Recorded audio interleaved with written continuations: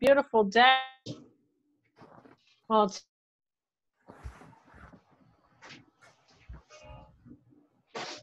is it nice there where you all are? Dick, how about the Cape weather? Gorgeous, 72 degrees and sunny and slight breeze. I know. I'm looking outside. All my neighbors are going to the beach. I'm like, have they? In California, we were at in the valley. We were at 100 degrees for many days. So then it cooled down, which we're grateful for. And now it's going to be warming back up. But right now it's 75-ish. Perfect. Beautiful. Nice. where is everybody else? Where's everybody else?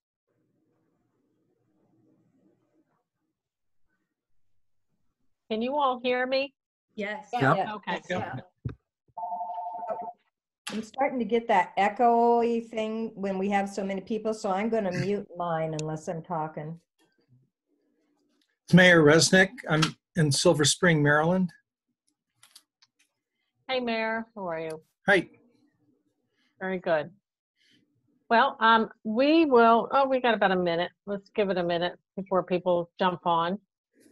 And Mary DeLaurie from Niskayuna, New York. Hi, Mary. I'm Sandy Axelrod from Silver Spring, Maryland.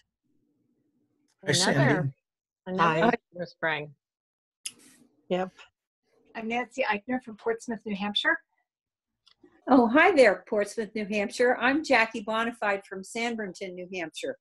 Oh my goodness, up north of us. Yeah. Nice to see you. Nice to see you all. Oh, we have a good crew coming on today. You guys have a lot to talk about. Just putting lipstick on. You're a better person. I'm wearing. We all have that COVID look about us. Mm-hmm. Some more than others, especially me. Nah. You all look good. No problem. Hi, Karen. Hi, Jackie. Hi, everyone. Hello. Hi. Hi. Where are you? What? Where are you? I'm in New Hampshire. I know, but I don't see your picture. It's Oh, probably well. going to the next screen. I can see Karen. Yeah, I was going to say, I'm there. I can see myself. Okay. How do you get to the next screen? Well, if you're on an iPad, are you on an iPad? Yes. There's probably an arrow one way or the other, or up or down. So it'll show you, or up in the top corner, you'll have speaker view. Then you can also change it to Oh, yeah. PC, not on Yeah, and I the see you, laptop. Jackie. Okay. I see you, Jackie. Well, it's good to see you, Karen. Yeah, it's good to see you, I too. have a little bit of echo.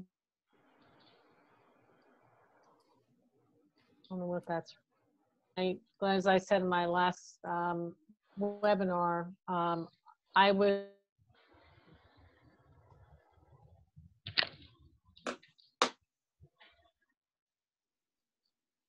I just got booted out. But you're a fearless host, aren't you?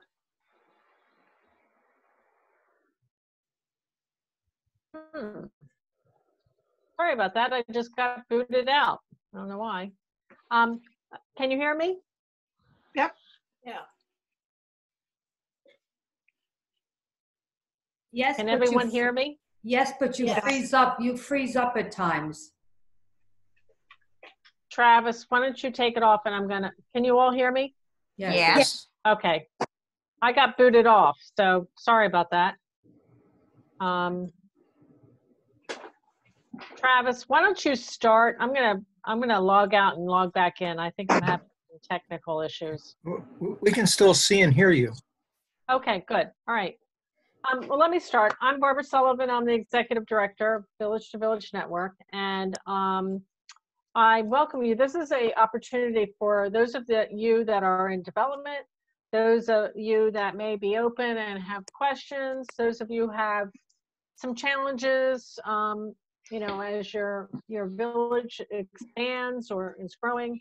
And we're here to share best practices, to ask questions. I have a great thought leader on the call, Dick Elkin. He's an institution in the village world.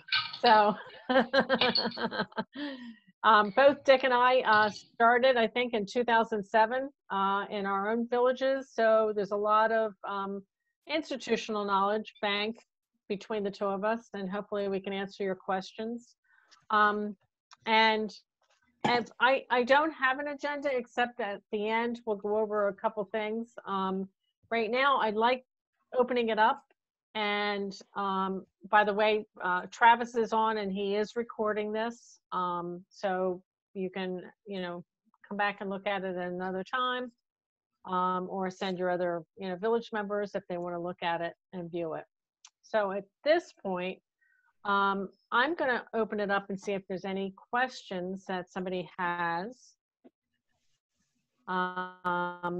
And just raise your hand and I'll say, go ahead and unmute you. And if you would mind, because of the background, we'll keep it muted. So I saw Sarah first and then Chris. So Sarah, go ahead.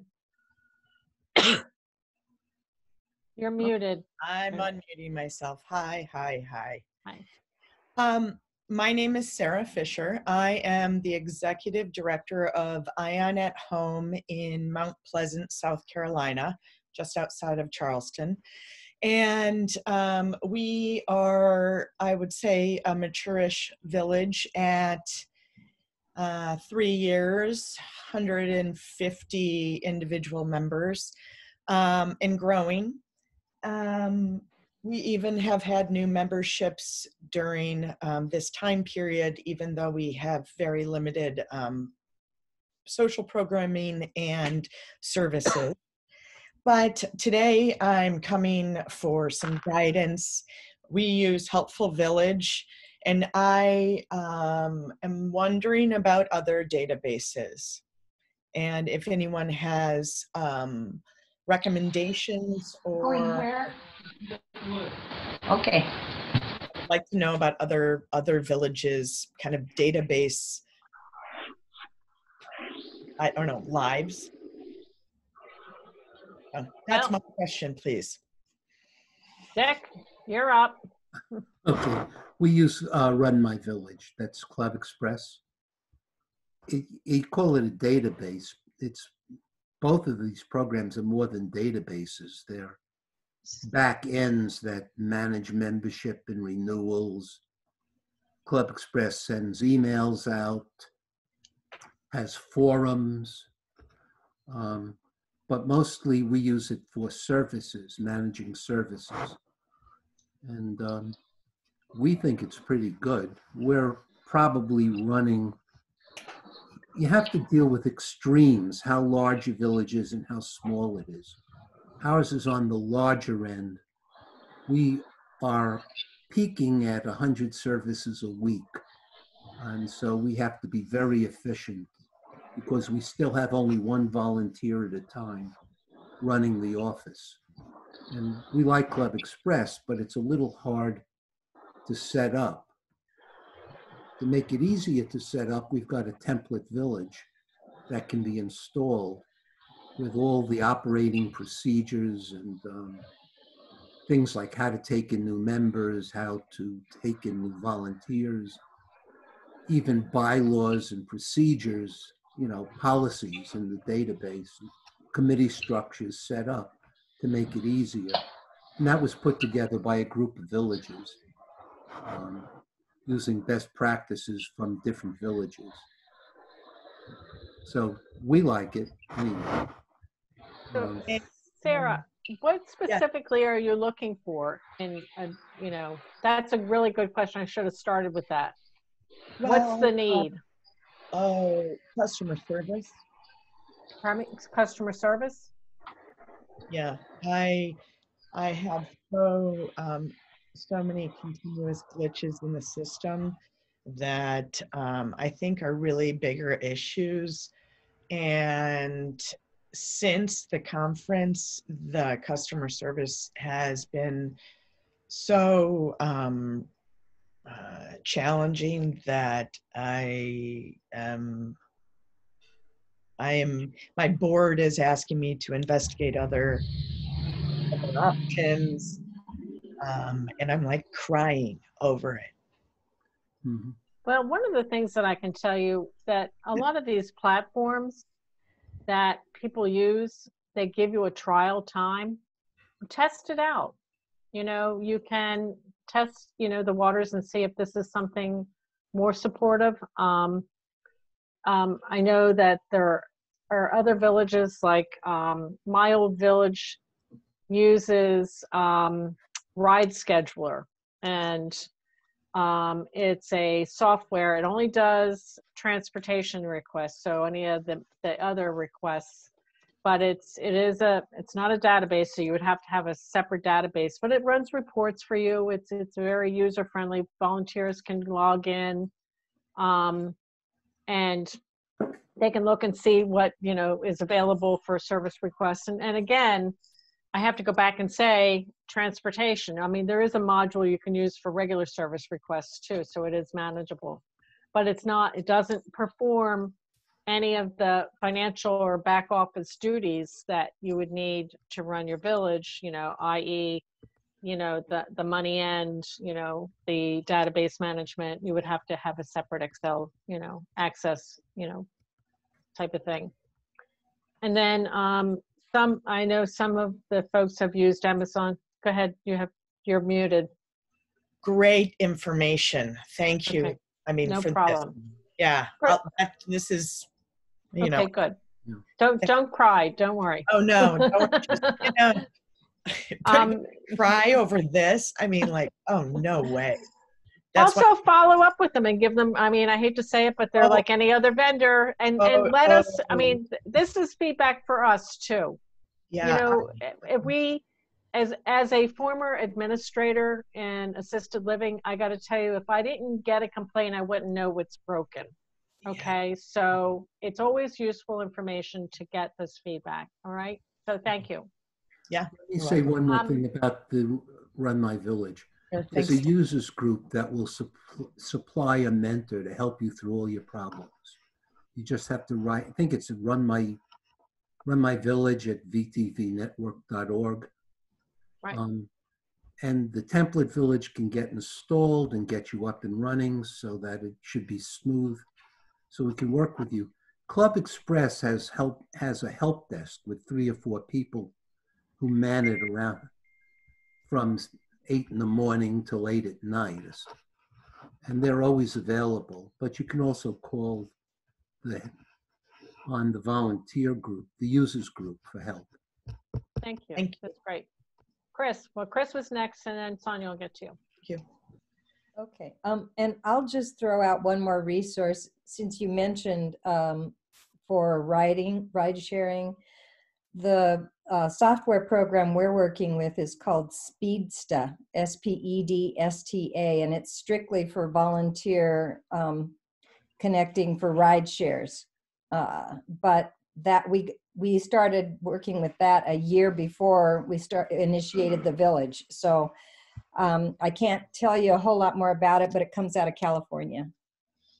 That's good to know. Yeah. My questions, we're really new, like this week. Our Congratulations. website went live. Great. Great. Yeah. And where are you? In Sisters, Oregon, which is Central Oregon near Bend. Right. And are you near High Desert Village? Excuse me? Isn't there a High Desert Village there? There's a High Desert Village in Bend. We are in Sisters, which is 20 miles away. Oh. And the way we are established is under the 501c3 of age-friendly Sisters Country. So we formed, the hub organization is called Sisters Villages, and it's, our website is sistersvillages.helpfulvillage.com, and you can see the website and all that business. But that's our hub. And our plan is to develop small individual villages, neighborhood by neighborhood in the area, so that they're all volunteer run and affordable and very geographically close. Tollgate Village, which everything on the website right now is Tollgate. Although it has parts in there that explains our partner, age-friendly sisters, etc. Anyway, my question is, we set up the website with Helpful Village as for the hub, and we've gone back and forth about having spokes have their own website versus coming under that one, and what the latest thinking, and I want your feedback on, is purchasing the domain name for Tollgate Village, because boots on the ground, that's what people really want to know about it, because that's the only village we have and we're just brand new starting. So if we bought the domain name tollgatevillage.com, people could easily find it, but it would still operate under the hub sistersvillages.helpfulvillage.com. Somehow those things can go together, but not preclude other villages coming online and having their own domain and operate. I don't know. I need somebody to explain to me, is there a good side or a bad side to buying our own domain name? Well, it'll cost you $15 a year for the domain name, so you might as well buy it just to prevent anybody else from getting it. Yeah. But the question is whether you want to host your own website. For example, you might have to spend about $100 a year to host a website, and all that website would do would be to redirect somebody to your current website. So they type in your name and end up where they currently do now. That's what I'm wondering. Yeah. With Helpful Village, it always says something.helpfulvillage.com. Right. With Run My Village, you can use your own name all the way through, and it looks, you can't see the Club Express part. But Helpful Village doesn't do that yet.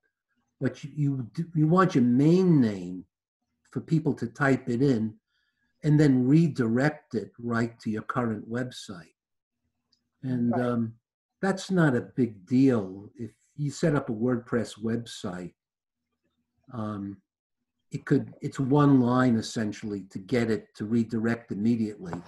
You don't have to have any content on your current website. Okay. Just on the new website, just go right away to the Helpful Village website. Okay. And then as we get other villages online, if they do the same thing,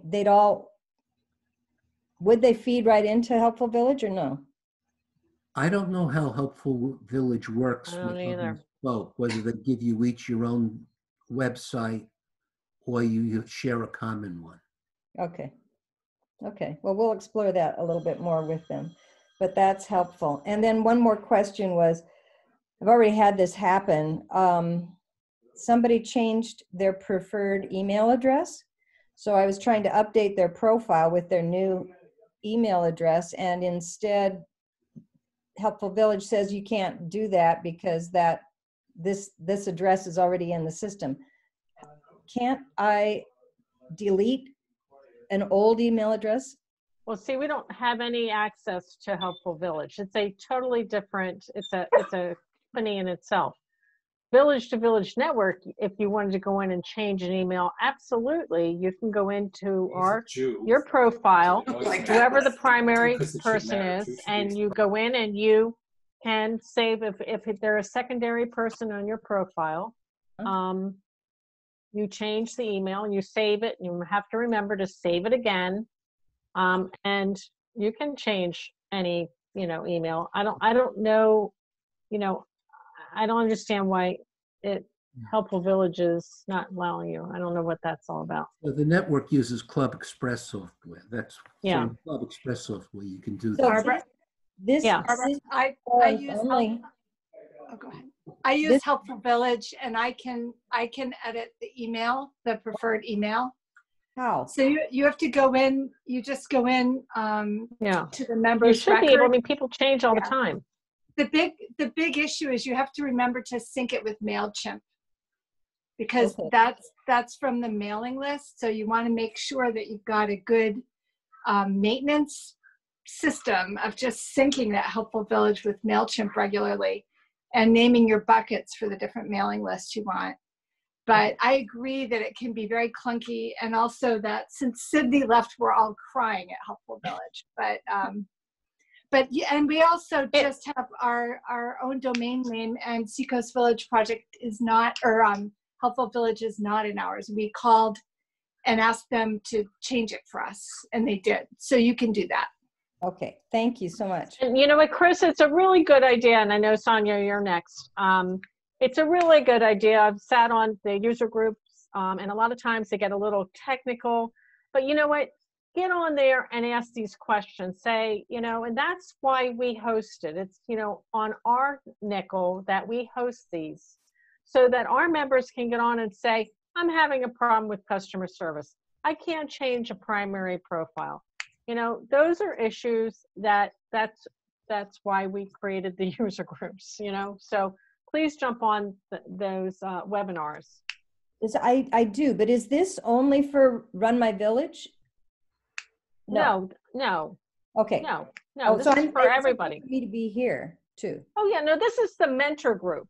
This is the Village Mentor Group. So that's why I'm saying I'm actually trying to redirect these questions about Helpful Village and Club Express to the actual resources.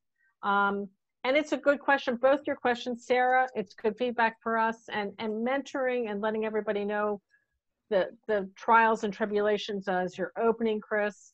You know, we have questions for you about your hub and spoke model, and as you move forward, how the network can help you. So we can do that later. Sonia, you're up. Oh, okay, thank you. I'm with Clayton Valley Village, which is in the Bay Area near San Francisco, about an hour away. And we have been in operation for about 3.5 years now, and developed, you know, a few years before that. We did start with Club Express and then moved over to Helpful Village, and in general have been very satisfied with it. But we know that because of their own growth, customer service hasn't been as good as it used to be. They've expanded. But the key seems to be we have a wonderful little tech team within our own village. And they are part of the users group for Helpful Village, and they bring the questions that are needed back, you know, to the board and to the village for determination. And they do use system of priorities, you know, what rises to the top. So it's not totally satisfactory all the time, but I think in general, we continue to be satisfied with what they can do for us.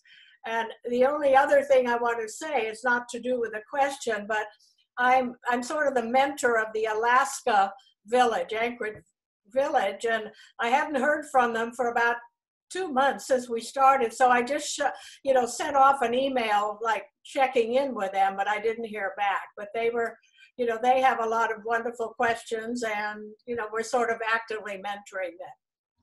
Oh, terrific. Awesome. That's great. Well, thank you. Thank you for mentoring. Anybody else have a question as far as like development, you know, a barricade, something, you know, how are you all doing with your services and opening up? I mean, here, you know, as far as services and transportation, because of COVID-19, a lot of places are now opening, reopening, redoing services. Chris, you just said you've opened just, you know, recently, and we hear a lot of villages, and I know, Sarah, you said you actually had some new village members. It is an opportunity. Some of the things, the questions that our villages are asking us is to how to onboard volunteers, you know, and another question is, if we're not doing transportation, should we be paying for the insurance, the umbrella policy, things like that. And my answer to you all is that if you are not doing services and you have changed direction, to have that conversation with your insurance company. If your volunteers are not transporting right now, then why pay for it? Talk to your insurance agent, see if you can put a little vacation hold on it until you start those services again.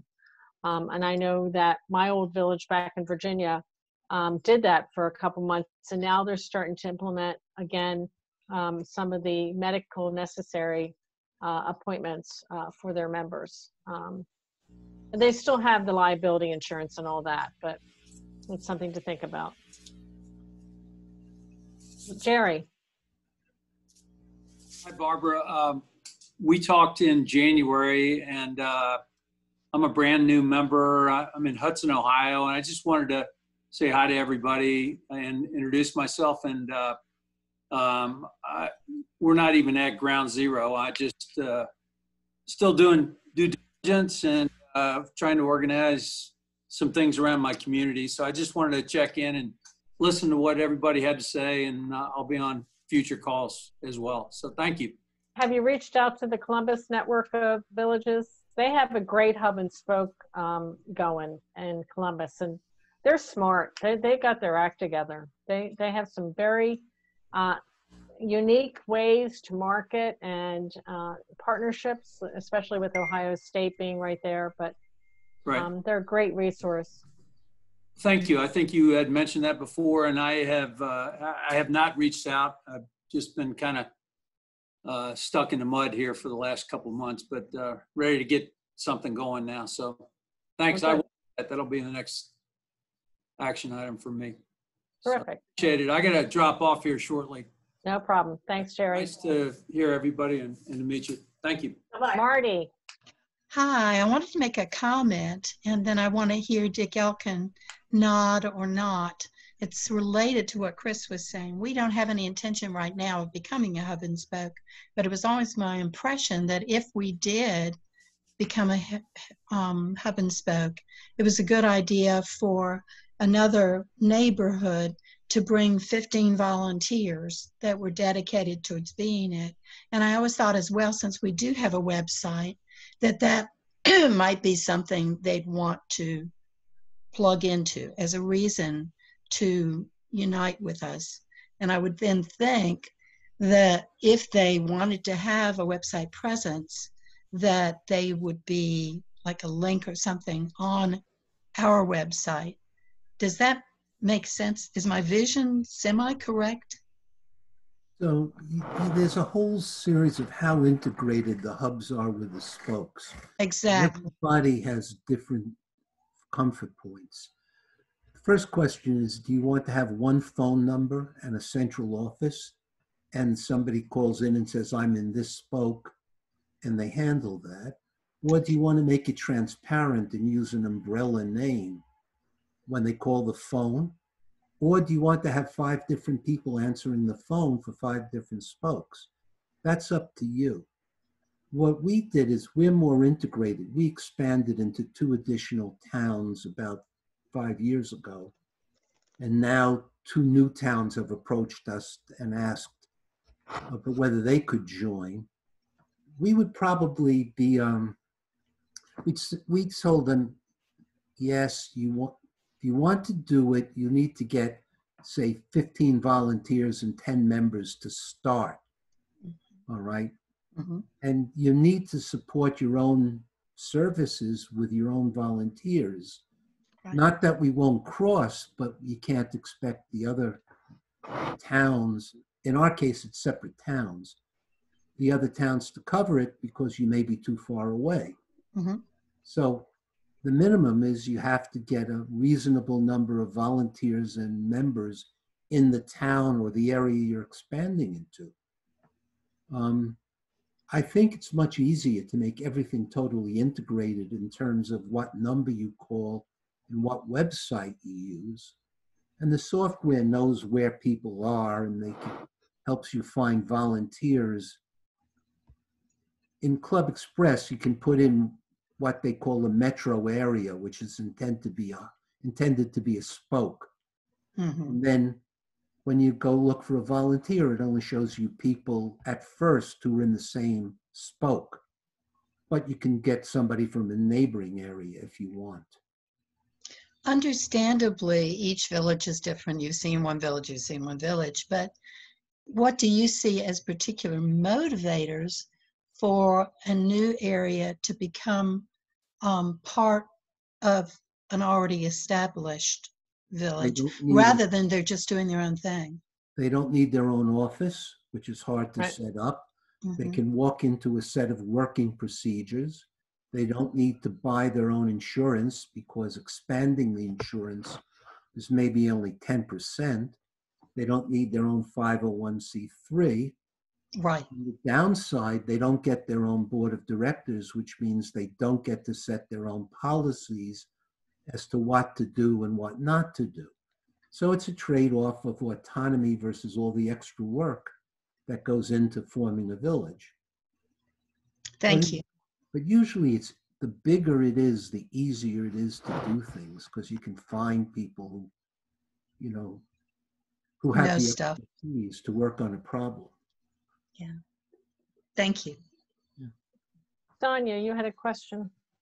It was more a comment directed to the hub and spokes because a few years ago at, I think, Seattle National Conference I attended, I was at a whole hub and spoke presentation put on by Portland, Oregon, has a hub and spoke with about 7 spokes, or maybe it's 9 by now. And then there were other presentations too.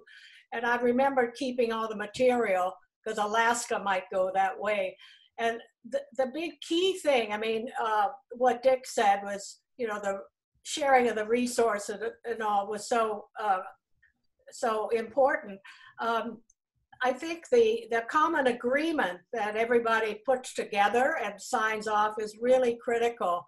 It's like an agreement, memorandum of understanding of agreement, so that everybody, all the spokes are sharing, but everybody has its resource. So you lose a little of your independence. Clayton Valley Village has thought about it, but we didn't go forward in that direction. There are advantages, there are, you know, trade-offs, but you have to expect that you lose some of the independence and some money. You put it into the main hub. It's still it's a wonderful model, and it could work just beautifully for you. Yeah, money is important. You have to decide if you're going to have a paid executive director, in which case sharing a staff with a hub would save money, or whether you're going to be all volunteer. All volunteer. Yeah, well, then you have to find an all volunteer hub, or you'll be paying a lot of money for their executive director. So, you know, we're all volunteers, so our dues are under $100. But if you're in a hub and spoke where you're paying in money, you may be paying $200 a member towards the hub. So that's a consideration because you're going to have to raise the money. They don't raise it for you. Actually, I was thinking differently in that if our village paid for the website, paid for the national membership, that would be a motivator for another small group to want to join or become a hub, in that they wouldn't have to pay those expenses. You mean become a spoke? Become a spoke, yes. Yeah. Excuse me. So we're debating this right now with 2 adjacent towns because if they get started, all they need is volunteers and members. They don't have to worry about creating a website. They don't need to worry about creating procedures. They don't have to invent their own central office. So it saves a lot of effort. But they're probably not going to, if they become associated with us, they will not form a separate 501c3, which means they're just an expansion. So that's the trade-off. I guess if you can want your own 501c3 and your own donations and your own finances, then it's a more loosely coupled spoke. There's no one model, all right? Gotcha. Thank you.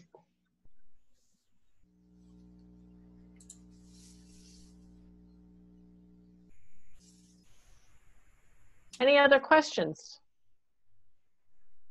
You all are on here. Come on, I know somebody has a question. It's not a question.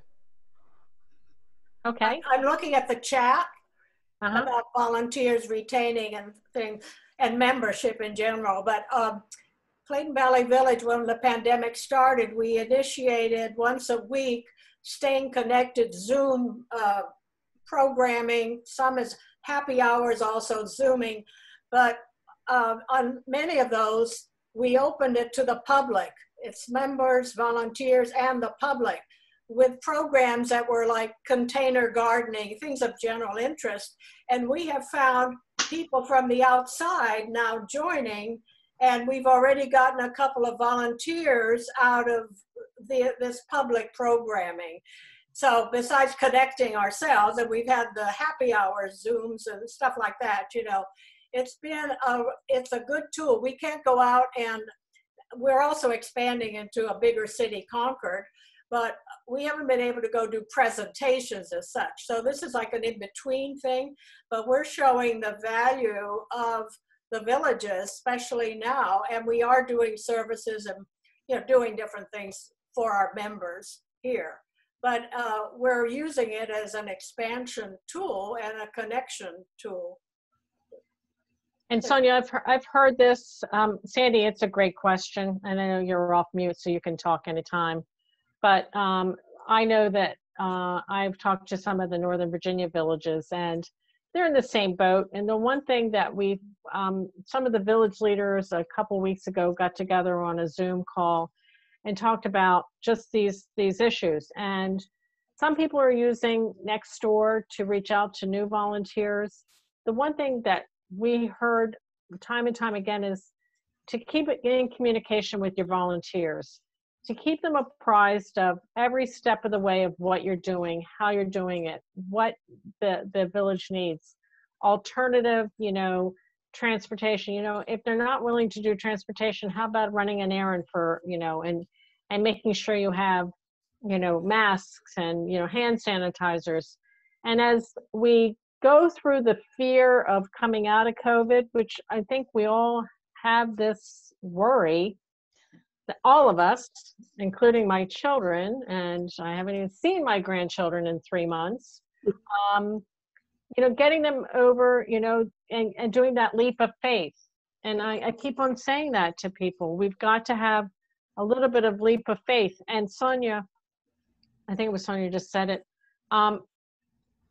there are people in the community. There are, I know that one neighborhood had realtors that were not working. They're, you know, obviously their business is off, and they wanted to support the community and support the seniors. So it's that appeal to the community at large. We still need to support our seniors. They're the ones that have gotten the hardest hit. And there's now even more of a stigma about the elderly. And so we need to show that we are supportive and get our volunteers back and actively working. And I do think it's communication. Yeah, I kind of, our problem started way before the pandemic. And I do think the problem was communication, because I was able to recruit volunteers, but we were using another system, not Club Express, and not everybody had access to the system. They said they weren't asked for rides, or you know, it just wasn't effective communication. So we're trying to switch to Club Express now, and recruit more volunteers. But you know, I'm reluctant to recruit them when we've lost so many. So, but I do think the problem was communication. And until that improves, especially now, we're probably not going to be able to recruit more and retain more volunteers. Right. Did you lose volunteers because you weren't asking them to do anything? That was part of it. Part of it, we're getting, they felt like they were getting disrespected, or you know, the communication was just poor, or only certain volunteers were being used, only certain members were being serviced. There were all sorts of complaints. And we were new in the community too. And I think part of what happened is we stepped on the toes of some other community people by saying we're better than this group or that group because we do rides this way. And so we got a really bad start. We're almost 3 years old, and we've got to regroup. We've hired our first staff member now who's going to be working on getting us into Club Express. So I feel like we're kind of turning around, but I think you're right. Communication was the problem. And even though we're on Club Express now, none of our members use it. We're not able to use it to request rides or get services or any of that. So maybe if we fix the Club Express problems and fix the communication problems, we'll be doing better, I hope. And also keep in mind, Sandy, you know, and I know this just from talking to so many villages, and a lot of the senior aging services are not going to be back to their norm. And so you have a slew of volunteers out there that were doing other volunteer work and maybe looking for, you know, purpose. You know, everybody likes to have purpose in life, and especially retirees and you know, the personal fulfillment end of volunteering. And so appealing to that part of it. But also, I do know that the aging services spectrum, you know, as far as the agencies themselves, they're going to struggle to get back to where they were. And they're already struggling. And so by going to those, whether it's your council on aging or your area agency on aging or your senior centers, and going, we have programs, let's have a conversation. How can we partner? And like Sandy, when you said, you know, you maybe stepped on toes, I would go back and extend that olive branch and say, you know what, maybe we didn't do it the right way, but we want to be a partner in this community. So I do think it's an opportunity. Okay, great. Thank you for the advice. No problem. Nancy. One of the things I was wondering about was what kinds of strategies are people using when their volunteer and member populations really don't have good enough technical skills to use Helpful Village or use your online. We have people that will just communicate with text, or they'll just communicate with phone calls. We were expecting to be sort of bilingual with the phone and the website, but it's pretty challenging to get the calendar events out for people who can't look online, and to manage turning around service requests. So I was just wondering what other ideas people have, especially when your volunteers aren't really hooked into your online system. Well, the text and phone is really not through either Helpful Village or Club Express. We use Google Voice. Mm-hmm. Google Voice does an integrated text and phone system. Yeah. So you get a Google account for our village, which has a Gmail account, a Google Voice account, and texting. Right. And the texting was so transparent that we were doing it for a month before we realized we were. Because people would call us up and would text us, and it would end up in the Gmail account or in the Google Voice account, and they'd respond back to it, and they didn't realize they were texting. They thought they were just responding to an email. So it all comes in one place. So that's part of the Google Suites for nonprofits. They have that as well, right? Google Voice for Google Apps for nonprofits. So it's really integrated. Sorry, I didn't understand. Unfortunately, I have a Google. She's trying to help you. You know, and Nancy, the other thing is, I mean, we have our main number at B2B is a Google Voice number, right. And it will roll into voicemail, but on a given day, when the phone rings on that 617 number, it goes to both Travis and I. So whoever picks it up first, and I'm in New Jersey and he's in Missouri. So you can set up a lot of, you know, you could have Right. multiple And if no one picks it up, it just goes. to It voicemail. gives you a text message, but it also can be set up to email that message to your Gmail account. So you really have to monitor Mary. just the Gmail account to see what you've missed, or you can monitor both. So it's sort of Mary, you had a just a separate communication way. Okay, thank you. yeah. So is that, so I'm not familiar with the Google Voice. So you're saying that's in place of actually getting a phone line and carrying and paying for that and everything? And Yes. is there a fee for that? No, it's free, and we don't have a phone number. We have no phone bill. We have a phone number that's used to be free. I think now they charge a one-time fee of $25 to port a number. Since you presumably already have a phone number for your village, you'd port it to Google Voice. Mm-hmm. And then if you want to have a phone in your office, if you have an office, we don't even have an office, but if you had an office, you would get a new phone number from your office and forward the Google Voice number to it. But also, if no one's in the office, you can forward it to a volunteer's house or to a cell phone. And this is all free. Great, thank you. Other questions? A webinar somewhere in the past on how to set up Google Voice. It's in the documents, isn't it, Travis? I've seen it. Be in the webinar archives. Yeah. I'd have to dig around to find that. Yeah. One comment about the tech savvy bit, and it doesn't relate to all tech skills, but we have a listserv that it serves our neighborhood, and we have had as one of our goals in the village to combat social isolation, and we're all isolated now. So we did 2 training sessions on utilization of Zoom just among our neighbors, and we did it on Zoom, and that was helpful in that now our board members are all up to speed in terms of we can have our monthly board member meetings like usual, but on Zoom, and it was helpful to other people to learn the skills.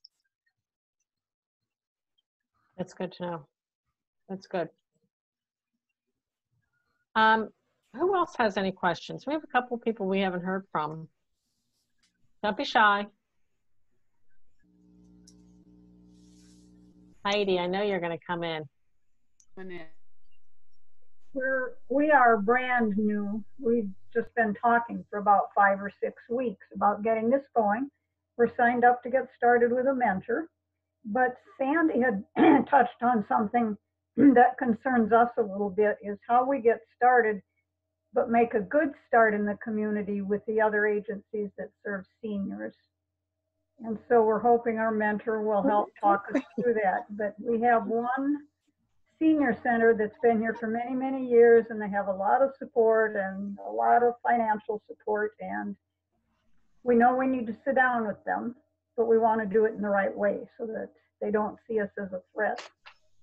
But, well, and I think that's the age-old question with everyone, coming from a village that it was a lot of cultivation trying to get our senior center to do joint programs and to tell them that we're not trying to reinvent or duplicate. We're there to enhance. You know, we have, you know, a subset that maybe we could bring to your senior center, or we'd like to partner. You know, we're not, and the key is we're not asking you for money. We're asking to, you know, be another aging service. It's another conduit for the community at large. And I go back to my point with, I don't know any senior center. I mean, Dick, are your senior centers open up there? No, not now. No, so nothing's open right now. And so this is a perfect opportunity to say, we're connecting because we're grassroots, we're connecting with our seniors. We are you know, by phone. It's a grassroots effort, but we're doing it. And when you get open again, we'd like to bring our folks to you to do joint programs, to bring them to the exercise class. Because a lot of us, I mean, my old village didn't have an office. We did have an office, but it was in the public library, which was great, but we couldn't run programs in there. So we had to find outsource, you know, to do the programs, whether it was through, if we could get a library space, it was great, but that's always in, you know, commodity. But the senior center was a natural choice. And not only that, but I'm gonna tell you that the retirement communities and assisted living communities, I know people don't want to move there, but you know what? The eventuality is sometimes people do have to move there. And creating a partnership ahead of time and cultivating that relationship is a really good idea.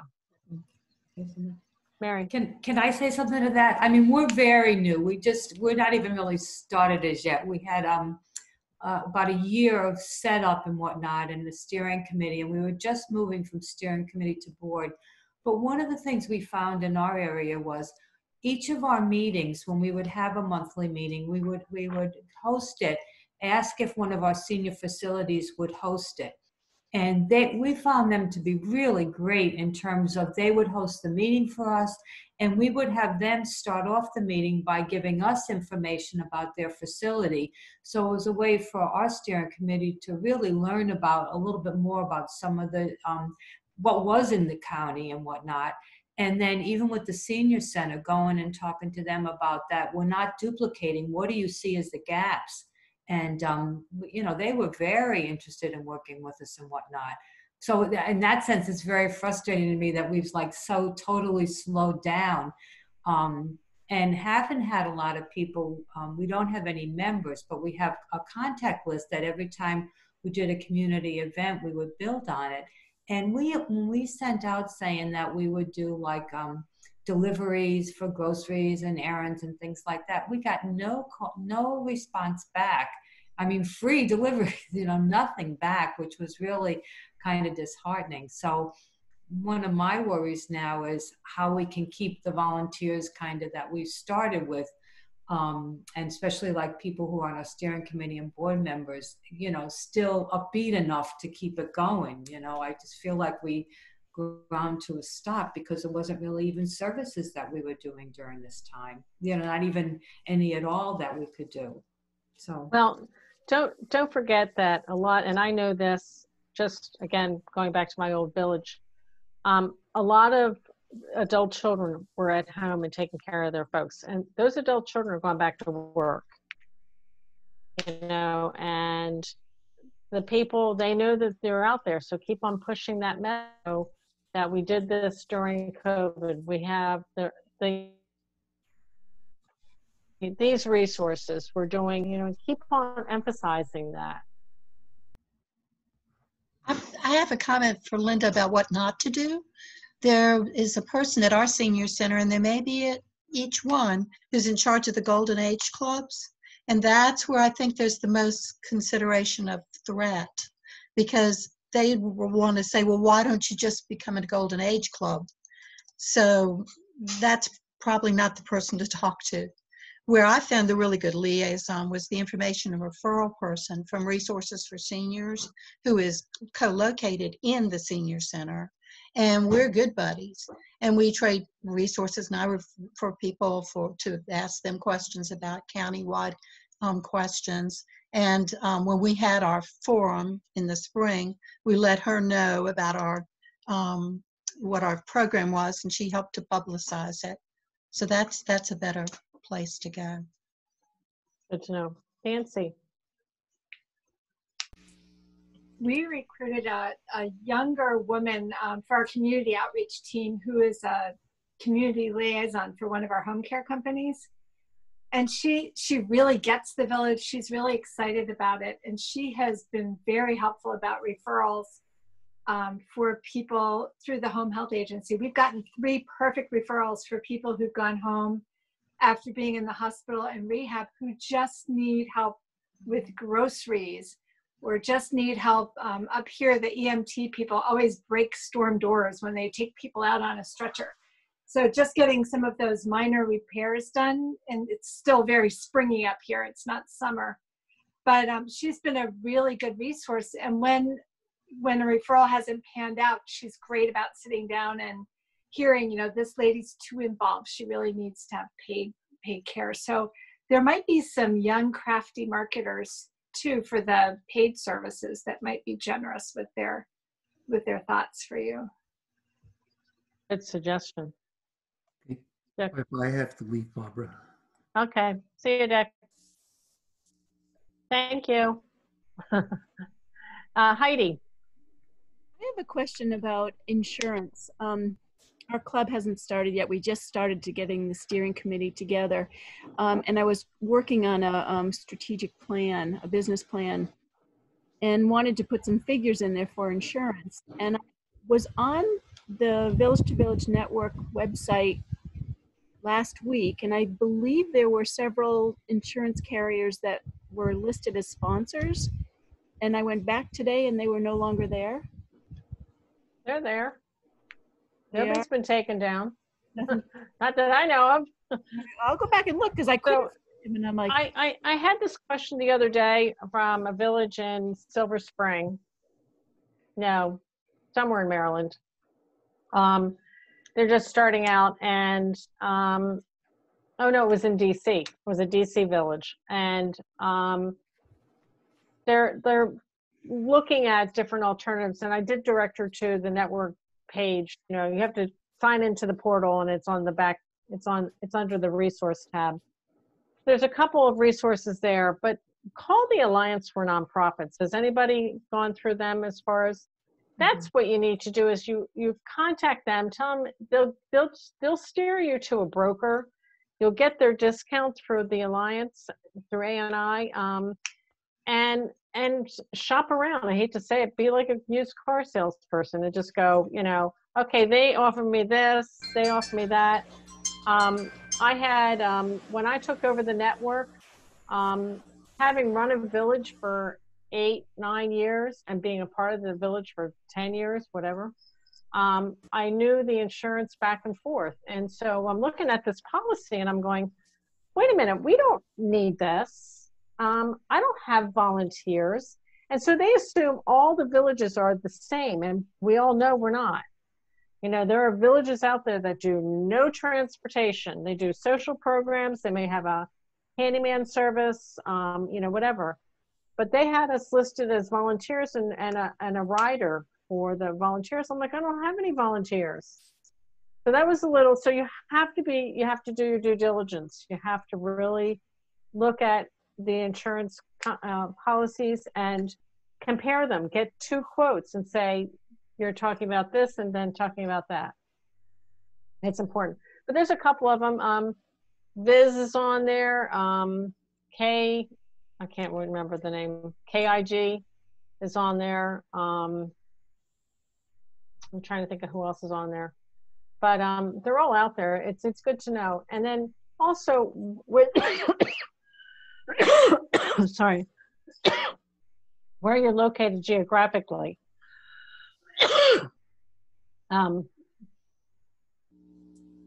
Sorry, we just lost a couple folks. You know, I know that there's some challenges in some of the areas. New York is always a challenge. And, you know, getting insurance, you know, for volunteers, it's a little bit more expensive in New York State, things like that. So do your homework. It's Mayor. What about using younger volunteers, under 18s, under 21s? You can't do a background check on somebody who's under 18.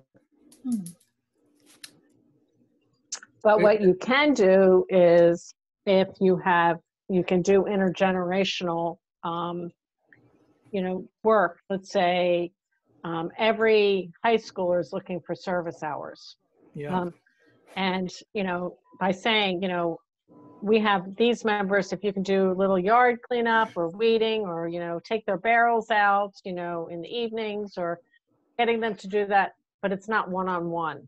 or once we get back open and into programs that are a location, we used to have this great Tech Tuesday, and we'd invite those smarties, you know, in high school come in and teach us how to do Facebook and, you know, some of the social media, you know, the Zooms and whatever. So there's an opportunity. Or the best one my members loved was, you take a picture on your iPhone, how do you get it off your iPhone? You know, things like that. So, you know, there are some intergenerational programs that you can do, but you have to do it in a group setting there. Yeah. You have to, or it's supervised, you know, by an adult, because you just don't, you know, again, you can't do the background checks. So, but you want to encourage the youth to get along with some of the seniors. It's so important, that intergenerational programming. And look at some of the programs like Gen to Gen, you know, they're doing things. So, you know, Encore is very, very big on intergenerational projects. So there's some great resources for that too. Great, thanks. One more, because I think we're at the top of the hour. Sonia. Oh, I'm muted. You know, you're okay. Now you're muted. Now you're muted. You're muted, Sonia.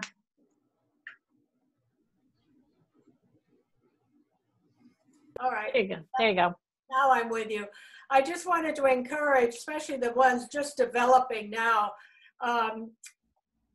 Clayton Valley has never had a community center. Concord does, but we're not really there yet. So our method of getting the word out, we did a lot of promotional material. Grab hold of a good graphic artist if you can, and start by having your logo, you know, and put it on eventually a t-shirt, but a rack card, postcards. We had community meetings, you know, maybe twice a year. And between that, we went to presentations of all the organizations we could think of that we could get into. We partnered with assisted living and stuff. I was friends with all of them, and we could have our meetings there. But anyway, that was the whole gist, is get ourselves out there as much as you can. And now it's particularly hard. No, yeah. Got a little unstable. Well, all really good ideas. Thank you, Sonia. I do know that marketing is half of it. You can be inventive. You know what? We made T-shirts that said Mount Vernon at home, and it said volunteer, and we sent them to do grocery shopping at the farmer's market. You know, in the back it says, I'm helping a senior. So, you know, there are ways to, you know, be really inventive and, you know, get the marketing message out there. Hey. Yeah. My name is Molly Notkin. I'm from Guilford Senior Resource Team in Guilford, New Hampshire, and we're just getting started up. I just wanted to throw out, in terms of meetings, group meetings, lots of people are using Zoom, but I also wanted to say there's an organization called Jitsi Meet, Jitsi Meet, and you can set up Zoom meetings through them. You don't have to have an account.